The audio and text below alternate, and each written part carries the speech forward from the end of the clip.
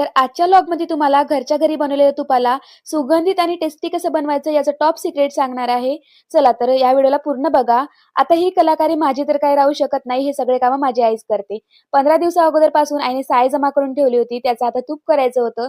त्यासाठी साईला मस्त असं मिक्सरच्या भांड्यामध्ये काढून घेतलं होतं आणि नंतर त्याचा लोण्याचा गोळा तयार झाला होता. माझं फक्त व्हिडिओ करण्याचं काम चालू असते कारण मला याच्यातलं एकही नाही आणि दोनही काही समजत नाही.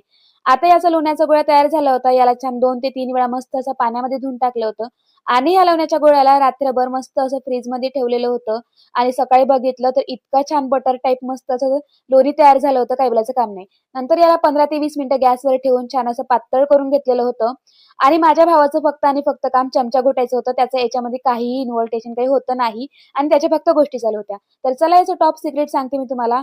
त्या लोण्यामध्ये म्हणजे सॉरी तुपामध्ये जर मस्त अशी विलायची 2 ते 3 विलायची आणि थोडे जिरे टाकले तर खरंच याचा सुगंध खूप छान येते आणि आता टेस्टसाठी म्हणाल तर याच्यामध्ये थोडं विड्याचं पाणी टाकलं तर खरंच याची टेस्ट पण खूप सुंदर येते. तुम्ही नक्की ट्राय करून बघा आणि कमेंट बॉक्समध्ये मला नक्की सांगा.